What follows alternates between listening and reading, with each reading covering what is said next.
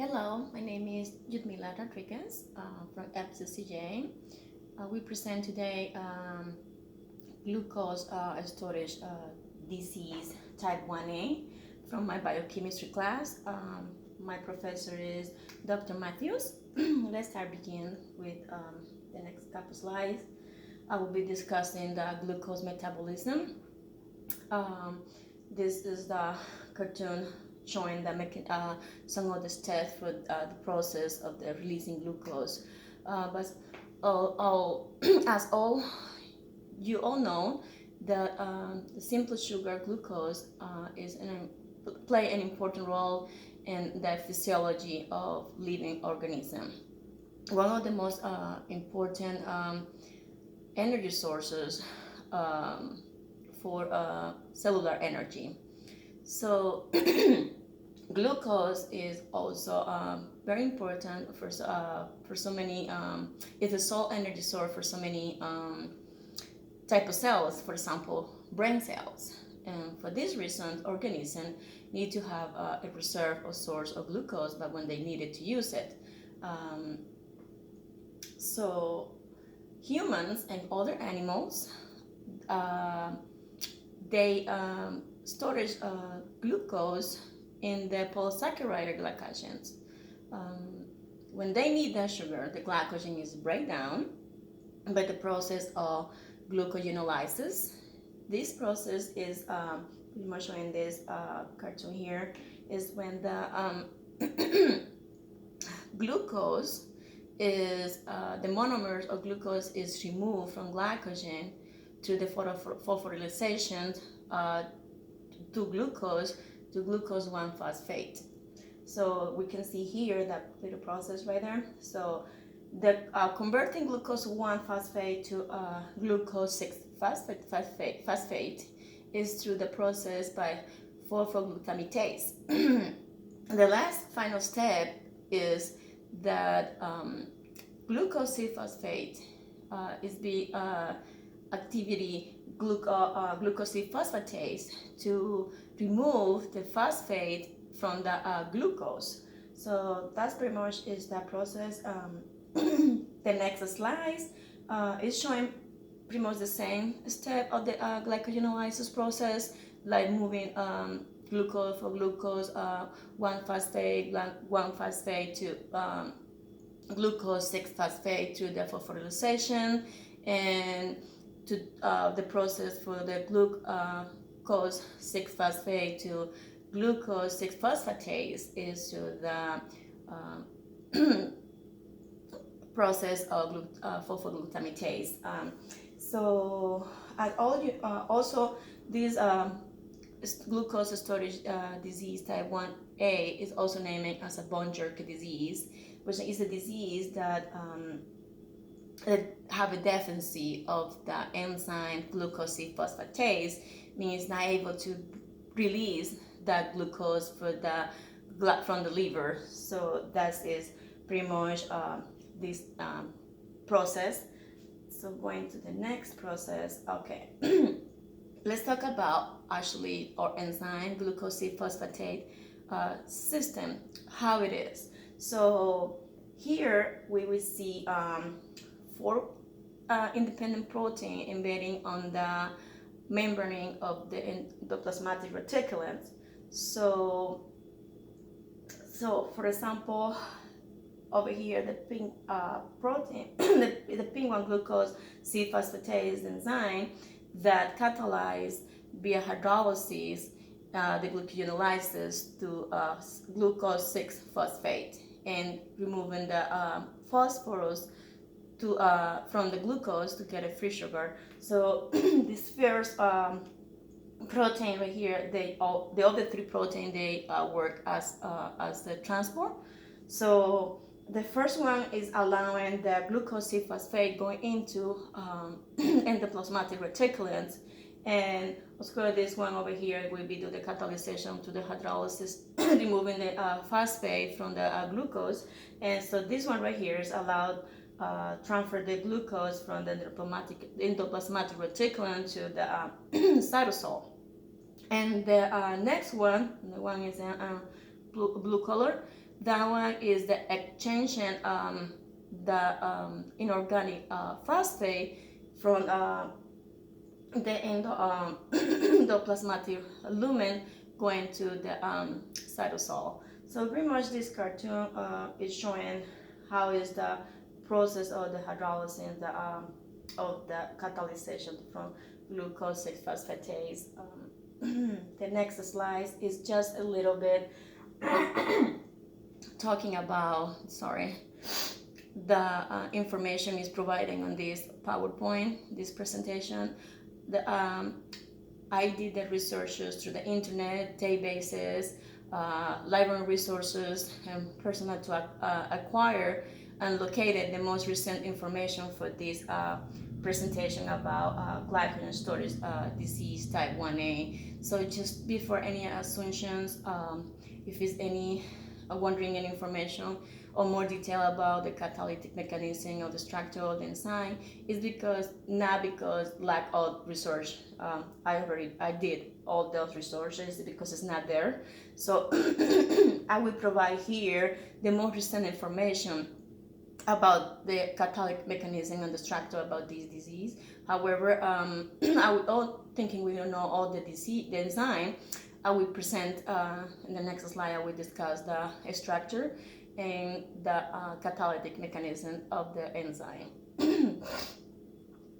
Over here, we will see the change of the active site of the sequence of the enzyme glucose 6-phosphatase.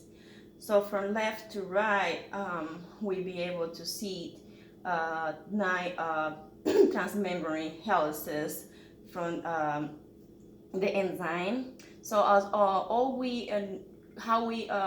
first of all, how we know and analyze some of the proteins of the enzyme is just look at it what we already know. So if we already know any type of protein, we look at that structure, and that is a reference for us to determine how close or how similar one protein or one enzyme is for another one. In this case, glucose 6-phosphatase is very similar to pynidium that contain chloroperoxidase.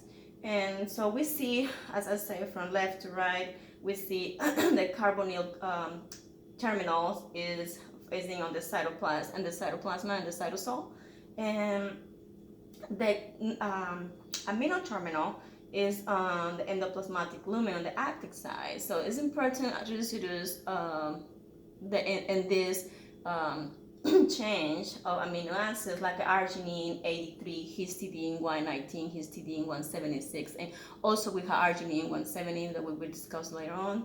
So in total, these have 357 amino acids. And now to go and see, this is the active site of pynidium that contain chloroperoxidase. So if we will see these left side pictures, we will see a very different one. The transmembrane, the 9 transmembrane helices, little mocha pockets, but we can see the arginine and the histidine binding on the active side. This one is another picture, a little more different as the stick model. We can see also by the black arrow and the circle, we see on the active side they mark it out the active side of the enzyme, but in the picture for some reason you can see it's empty. So this is very much a comparison model for the how it will be or enzyme glucose 6-phosphatase similar like pynidium that contain chloroperoxide. So going to the over here is we can see arginine 170 right there that will be discussed later on the slide. This is pretty much the active site of our enzyme glucose 6-phosphatase. So we can see the important residues on the active side, like as I say before, arginine 83, histidine 176, and histidine 119. They are present on the active side, but we see here something here that is we see here all that together, but something is happening here, some kind of mutation that we'll be discussing later on the presentation. So let's go and start with the mechanism of the enzyme, the catalytic mechanism. So from this angle right here, the top picture, we will see the histidine 176 is where the hydrolysis of glucose 6-phosphatase start. So this is the nucleophile attack to the sugar bond phosphate. So the 176 is resulting in the formation of the phosphohistidine that bond and do the degradation of the carbonyl. But the first hydrolysis happens, this means the waters get in, and what happens is the negative charge of oxygen is the negative charge of oxygen is binding to that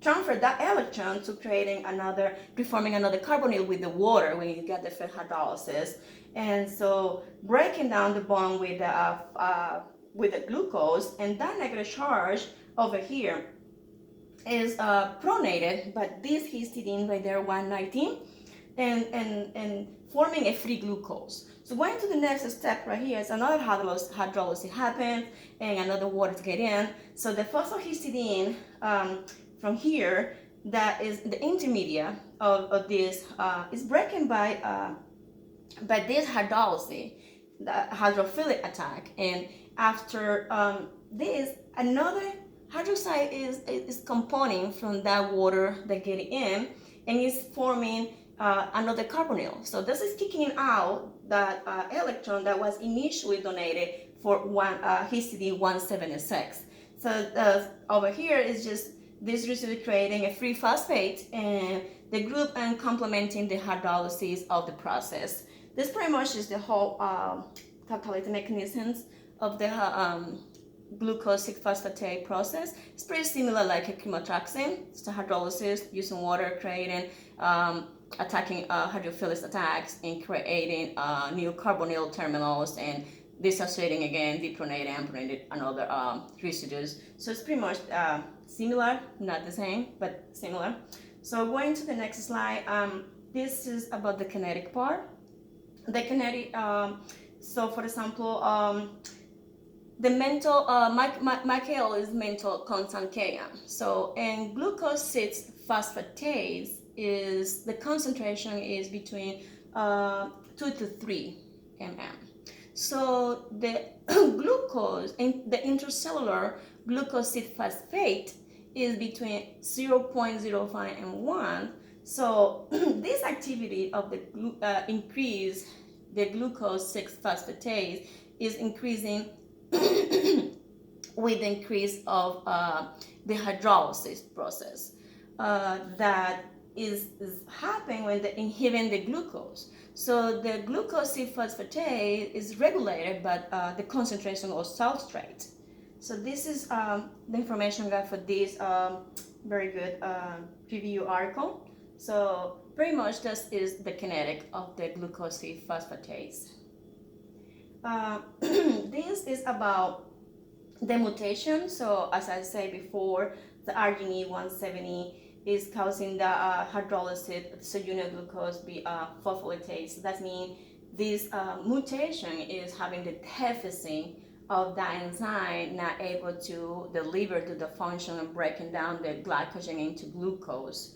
So so let's go talking about a little bit about treatment and the symptoms and treatment about the disease. Unfortunately, this disease doesn't have no cure. The treatment about is given to provide to patient supplies of free glucose for those that cannot having that ability to break down the glycogen and release the free glucose to the body. So for babies, they do the supplementation through the nose. For the child, the kids, and the adulthood, they give you cornstarch. Cornstarch is breaking down slowly on the digestion tract. So some people, they're living through the adulthood with this type of disease with a lot of problems, obviously. But unfortunately, some of those people require a liver transplant, and it's because the buildup of glycogen on the liver.